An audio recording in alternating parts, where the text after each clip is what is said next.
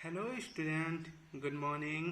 जय श्री राम। आज की तारीख है 15 सितंबर 2023। दोस्तों, आज की करंट अफेयर बहुत ही इंपॉर्टेंट है और लल्लन टॉप आपको जरूर याद करने चाहिए। तो आज के पहले प्रश्न को शुरू करने से पहले आप सभी से रिक्वेस्ट है कि वीडियो को लाइक करें, कमेंट करें और शेयर करें। तो चलिए शुरू करते हैं आज के अपने पहले करंट अफेयर प्रश्न। राष्ट्रीय हिंदी दिवस के अवसर पर तीसरा अखिल भारतीय राजभाषा सम्मेलन कहाँ प्रारंभ हुआ? तो इसका सही जवाब क्या हो जाएगा? पुणे। अब व्याख्या देख लेते हैं कि हिंदी दिवस दो तरह से मनाया जाता है। पहला है राष्ट्रीय हिंदी दिवस, दूसरा है विश्व हिंदी दिवस। तो राष्ट्रीय हिंदी दिवस 14 सितंबर को मनाया जाता है और विश्व हिंदी दिवस 10 जनवरी को मनाया जाता है। अब देख लेते हैं कि राष्ट्रीय हिंदी दिवस क्यों मनाया गया। अब की बार 14 सितंबर 1949 को हिंदी को राजभाषा के रूप में संविधान ने अपनाया था। पहली बार जब देश आज़ाद हुआ था तो हिंदी को 14 सितंबर 1949 को हिंदी को राजभाषा के रूप में संविधान सभा ने अपनाया था, इसलिए जो है हिंदी दिवस मनाया जाता है।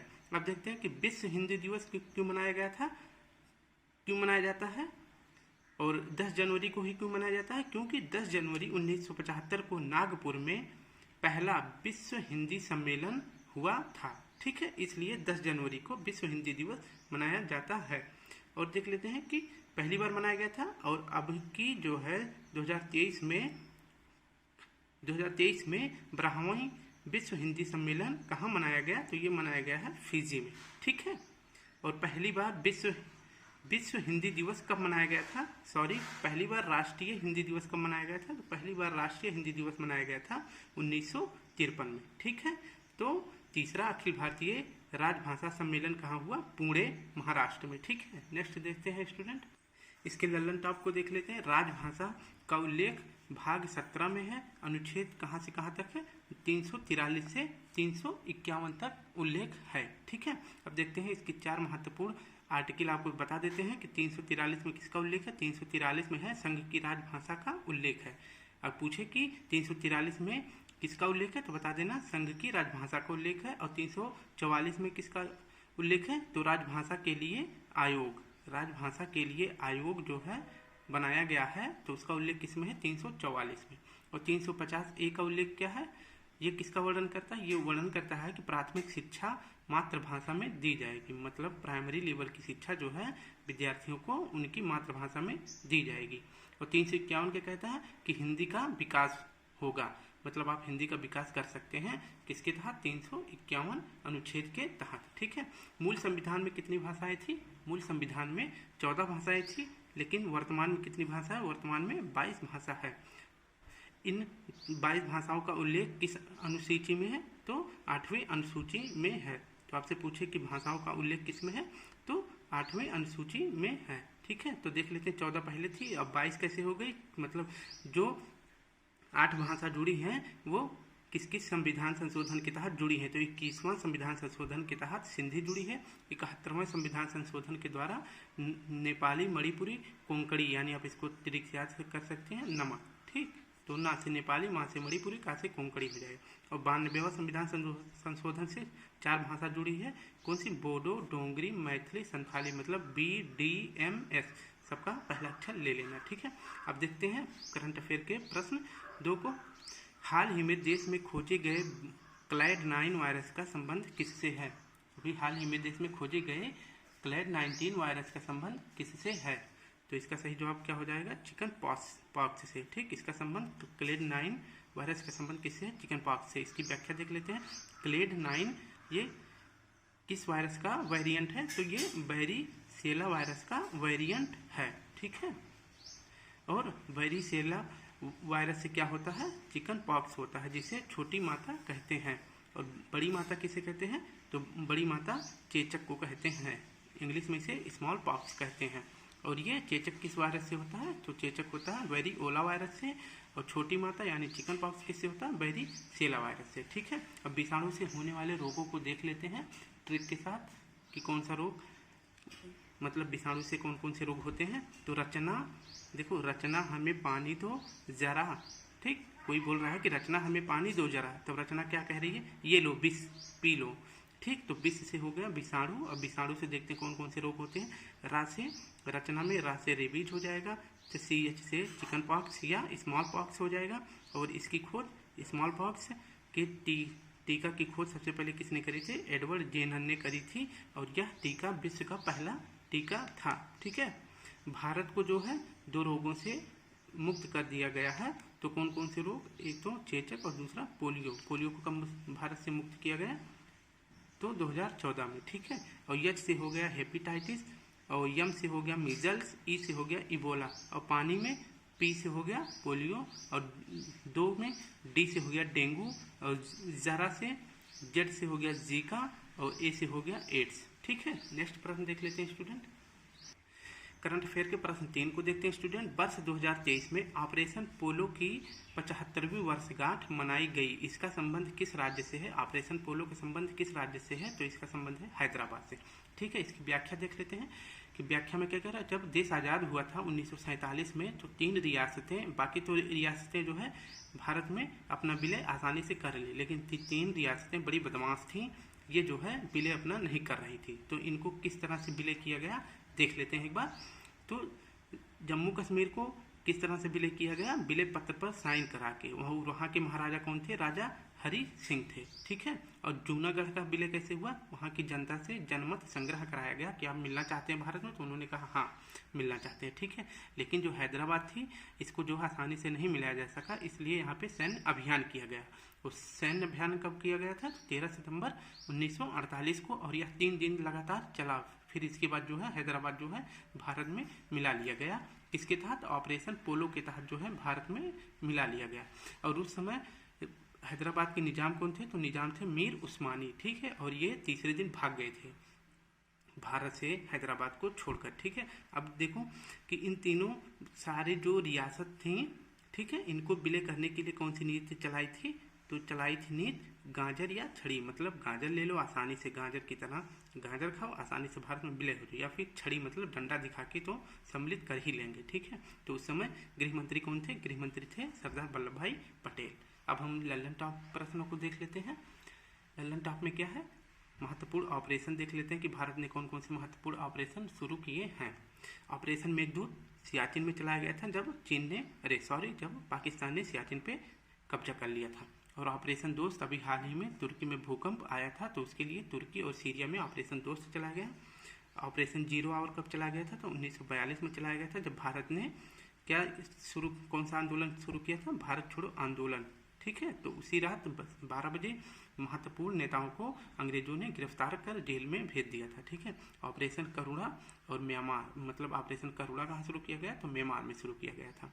ऑपरेशन दोस्त ये तो बता ही दिए थे कि तुर्की में भूकंप आया था, तो इसके लिए शुरू किया था भारत ने। ऑपरेशन गंगा, भारतवासी जो यूक्रेन में फंसे थे उसको निकालने के लिए उनको ऑपरेशन गंगा चलाया गया भारत के द्वारा। और ऑपरेशन देवी शक्ति में भी अफगानिस्तान में जो भारतीय फंसे थे उनको बाहर निकालने के लिए, और ऑपरेशन कावेरी में भी सूडान में फंसे भारतीयों को बाहर निकालने के लिए ऑपरेशन कावेरी चलाया गया। अब स्टूडेंट हम प्रश्न अपने 4 को देख लेते हैं। हाल ही में चर्चा में रही वेस्ट कोस्ट रिफाइनरी परियोजना का संबंध किससे है? वेस्ट कोस्ट रिफाइनरी परियोजना का संबंध किससे है? तो इसका सही जवाब क्या हो जाएगा? भारत सऊदी अरब से है। ठीक है। अब देख लेते हैं कि वेस्ट कोस्ट रिफाइनरी परियोजना क्या है। तो वेस्ट कोस्ट रिफाइनरी परियोजना, इसका नाम क्या है? इसका नाम है रत्नागिरी परियोजना। ठीक। इसकी स्थापना कहाँ की जा रही है? इसकी स्थापना की जा रही है महाराष्ट्र में। और इसकी स्थापना करने में कौन कौन से देश सहयोग कर रहे हैं? तो भारत, सऊदी अरेबिया और UAE। ठीक। अब देख लेते हैं कि भारत की पहली, ठीक है, भारत की पहली और सबसे बड़ी ग्रीनफील्ड रिफाइनरी कौन सी है? तो ये है रत्नागिरी परियोजना। ठीक है। भारत की पहली और सबसे बड़ी ग्रीनफील्ड रिफाइनरी कौन सी है? अगर पूछे तो बता देना रत्नागिरी, जो कि कहाँ पे है? महाराष्ट्र में। इसमें 3 देश मदद कर रहे हैं, इंडिया, सऊदी अरब और UAE। ठीक है।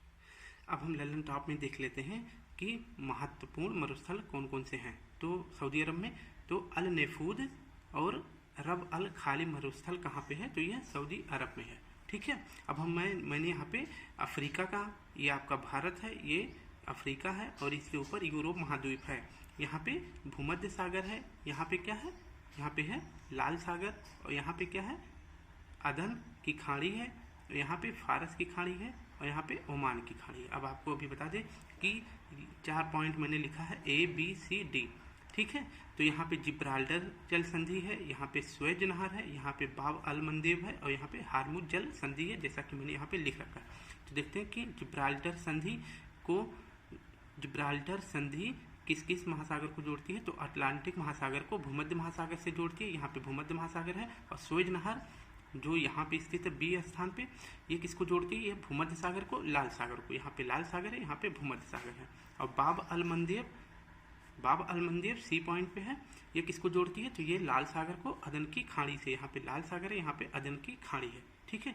अब आप पॉइंट डी पे देख लेते हैं। तो यहाँ पे हार्मज जल संधि है, ये किसे जोड़ती है, तो ये फारस की खाड़ी को जोड़ती है, यहाँ पे फारस की खाड़ी है। और ओमान सागर को, यहाँ पे ओमान सागर है, ठीक है। जिब्राल्टर जल संधि को क्या कहते हैं, भूमध्य सागर की कुंजी कहते हैं। और बाब अल मंदेब को क्या कहते हैं, आंसुओं का द्वार कहते हैं, ठीक है। अब स्टूडेंट हम अपने प्रश्न 5 को देख लेते हैं, करंट अफेयर के प्रश्न 5 को देख लेते हैं, ठीक है। प्रश्न करंट अफेयर के 5 देखते हैं। हाल ही में उपराष्ट्रपति जगदीप धनखड़ ने बांध सुरक्षा पर अंतर्राष्ट्रीय सम्मेलन का उद्घाटन कहाँ किया है, तो इसका सही जवाब हो जाएगा जयपुर। व्याख्या देखते हैं, बांध सुरक्षा पर अंतर्राष्ट्रीय सम्मेलन कहाँ हो रहा है, तो यह जयपुर में हो रहा है। इसका शुभारंभ कौन किया, वाइस प्रेसिडेंट जगदीप धनखड़ जी, ठीक है। इसकी थीम क्या है, थीम है सुरक्षित बांध सुरक्षित भारत, मतलब जब बांध सुरक्षित रहेगा तभी भारत सुरक्षित हो पाएगा, ठीक है। अब देखते हैं कि उपराष्ट्रपति का संविधान के किस अनुच्छेद में उल्लेख है, तो है कि 63वें वाइस प्रेसिडेंट का 63वें अनुच्छेद में भारत का क्या होगा, एक उपराष्ट्रपति होगा। और 64वें में क्या कहा गया है कि वाइस प्रेसिडेंट होगा वह राज्यसभा का पदेन सभापति होगा, कि 64 में उपराष्ट्रपति राज्यसभा का पदेन सभापति होगा। और 69वें में उपराष्ट्रपति का शपथ है, ठीक है। और ये जगदीप धनखड़ जी ये कहाँ के उपराज्यपाल बने थे, तो ये पश्चिम बंगाल के उपराज्यपाल थे, ठीक है। फिर उसके बाद क्या बन गए, तो ये बन गए भारत के वाइस प्रेसिडेंट। और जगदीप धनखड़ जी कहाँ के हैं, तो ये झुंझुनू राजस्थान के हैं, ठीक है। अब लल्लन टॉप में देख लेते हैं कि फर्स्ट संयुक्त राष्ट्र जल सम्मेलन, पहला संयुक्त राष्ट्र जल सम्मेलन कहाँ हुआ, तो यह न्यूयॉर्क में हुआ है। क्वेश्चन पूछ सकते हैं कि पहला संयुक्त राष्ट्र जल सम्मेलन कहाँ हुआ, तो बता दें न्यूयॉर्क में। और COP 27 कहाँ हुई, शर्म अल शेख मिस्र में। और COP 28 का आयोजन कहाँ होगा, तो UAE में होगा, ठीक। और सिविल 20 का आयोजन कहाँ किया गया, तो ये भी जयपुर में किया गया है। अब हम करंट अफेयर के क्वेश्चन 6 को देख लेते हैं स्टूडेंट। प्रश्न है, किस देश से भारतीय वायुसेना को पहला C-295 MW परिवहन विमान मिला है, तो इसका सही जवाब हो जाएगा स्पेन से। इसकी व्याख्या देख लेते हैं कि C-295 MW क्या है, एक परिवहन विमान है, ठीक है। अब यह किस देश से मिल रहा है भारत को, तो यह स्पेन से मिल रहा है। स्पेन से भारत को 56 जहाज मिलेगा, ठीक है। लेकिन 16 सिर्फ जापान बनाएगा अपने यहाँ पे, और 40 भारत में बनेगा। अब भारत में कौन कौन बनाएगा, तो भारत में जो 40 बनेगा उसमें स्पेन की एयरबस कंपनी होगी और भारत की टाटा कंपनी होगी। ये दोनों मिल के जो है भारत में 40 परिवहन विमान बनाएंगे। और कहाँ पे बनाएंगे, बड़ोदरा गुजरात में, ठीक है। और वायुसेना के अध्यक्ष कौन है, VR चौधरी। वायुसेना के अध्यक्ष कौन है, VR चौधरी, ठीक है। ललन टॉप में देख लेते हैं, फीफा महिला विश्व कप 2023 का आयोजन कहाँ हुआ है, तो ये ऑस्ट्रेलिया और न्यूजीलैंड में हुआ है। विनर कौन है, स्पेन जीता है, किसको हरा के, इंग्लैंड को हरा दिया, ठीक है। यह 9वें क्रम का था महिला विश्व कप, फीफा विश्व कप। और स्पेन की राजधानी क्या है, मैड्रिड, ठीक है।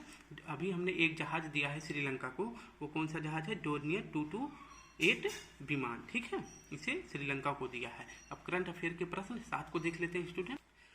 हाल ही में वित्तीय समावेशन पर चौथी G20 वैश्विक भागीदारी बैठक कहाँ प्रारंभ हुई, तो इसका सही जवाब हो जाएगा मुंबई। इसकी व्याख्या देख लेते हैं। वित्तीय समावेशन की जो चौथी बैठक हुई है यह मुंबई में हुई है। और पहली बैठक कब हुई थी, तो इसकी पहली बैठक कलकत्ता में हुई थी। और वित्तीय समावेशन के तहत भारत में एक कार्य किया गया, जनधन योजना खोला गया था खाता बैंकों में। और ये कब योजना शुरू हुई थी, तो यह योजना शुरू हुई थी जनधन योजना 28 अगस्त 2014 को, ठीक है। ललन टॉप क्वेश्चन को देख लेते हैं स्टूडेंट। ललन टॉप में G20 जो कि अब G21 बन गया है, इसमें कितने देश शामिल हैं? तो इसमें 19 देश शामिल हैं और 2 संगठन। एक संगठन कौन है? EU है और दूसरा क्या है? AU मतलब यूरोपियन यूनियन है और अफ्रीकन यूनियन है। ठीक है, अब देख लेते हैं G20 की स्थापना कब हुई थी? G20 की स्थापना 1999 में हुई थी और अफ्रीकन यूनियन की स्थापना कब हुई थी? तो 1963 को हुई थी। 1963 को अफ्रीकन यूनियन की स्थापना हुई थी। अब देख लेते हैं कि इंडोनेशिया में, ये 2022 रहेगा। इंडोनेशिया में 2022 का G20 आयोजन हुआ था जो कि 17वें क्रम का था और भारत में 18वें क्रम का हुआ 2023 में। और 2024 में G20 का बैठक कहाँ होगा? ब्राज़ील में, जो कि 19वें क्रम का होगा। इन्हीं तीनों को मिला के क्या बोलते हैं? इन तीनों को, इंडोनेशिया, भारत और ब्राज़ील को मिला के ट्रायोका बोलते हैं। ठीक है, अब हम प्रश्न 8 को देख लेते हैं स्टूडेंट। एक सेकेंड, प्रश्न 8 है। प्रश्न है, हाल ही में सारागढ़ी स्मारक की आधारशिला कहाँ रखी गई है? तो इसका सही जवाब हो जाएगा पंजाब। व्याख्या देख लेते हैं कि सारागढ़ी स्मारक की आधारशिला किसने रखी है? तो वहाँ के पंजाब के CM भगवंत मान सिंह जी ने रखी है आधारशिला। ठीक है, पंजाब के फिरोजपुर शहर में। ठीक, अब इसको देख लेते हैं कि सारागढ़ी स्मारक के पीछे की कहानी क्या है। तो 21 सिख और 10,000 अफगानी दोनों में युद्ध हुआ था, तो जिसको क्या कहते थे? सारागढ़ी युद्ध। और युद्ध किस लिए हुआ था? ये 21 सिख जो है सारागढ़ी स्मारक को बचाना चाहते थे। अब 10,000 अफगानिस्तानी उस पर आक्रमण करके उसको कब्जे में लेना चाह रहे थे। और सारागढ़ी युद्ध कब हुआ था? तो 12 सितंबर 1897 को हुआ था। लेकिन अब ये सारागढ़ी वाला जहाँ पे युद्ध हुआ था, यह स्थान अब जो है पाकिस्तान में है। ठीक है, तो 21 सिख जो है मर गए थे, शहीद हो गए थे, लेकिन जो है सारागढ़ी स्मारक को अफगानियों को नहीं दिए थे। ठीक है, नेक्स्ट प्रश्न देख लेते हैं स्टूडेंट। लल्लन टॉप को देख लेते हैं। बक्सर का युद्ध जो 1764 में हुआ था, बक्सर कहाँ पे है? बक्सर बिहार में है। ठीक, तो इसमें जो है बक्सर के युद्ध में ईस्ट इंडिया कंपनी की तरफ से हेक्टर मुनरो लड़ाई कर रहा था और बंगाल के नवाब थे। ठीक है, तो जब बंगाल के नवाब हार गए और इसमें हेक्टर मुनरो जीत जाता है, तो इनके बीच जो है एक संधि होती है, इलाहाबाद की संधि। इलाहाबाद की संधि कब होती है? तो 1765 में होती है। इसी के तहत जो है बंगाल में द्वैध शासन लगा दिया जाता है। और कौन लगाया था? तो क्लाइव लगाया था। और द्वैध शासन लगाने के बाद क्लाइव जो है बंगाल का पहला गवर्नर बन जाता है। और फिर जो है द्वैध शासन को समाप्त करने के लिए वारेन हेस्टिंग जो है गवर्नर जनरल बन के आते हैं। तो ये बंगाल के पहले गवर्नर जनरल बन जाते हैं। ठीक है, नेक्स्ट प्रश्न देखते हैं करंट अफेयर का। हाल ही में अमेजन वेब सर्विसेज ने क्लाउड टेक्नोलॉजी और AI क्षमताओं को बढ़ाने के लिए किसके साथ साझेदारी की है? तो इसका सही जवाब हो जाएगा इसरो। ठीक है, अब इसकी व्याख्या देख लेते हैं। एग्रीमेंट हुआ है दोनों में, किसमें? अमेजॉन वेब में और इसरो में। ठीक, अमेजॉन वेब सर्विसेज में और इसरो में एक समझौता हुआ है।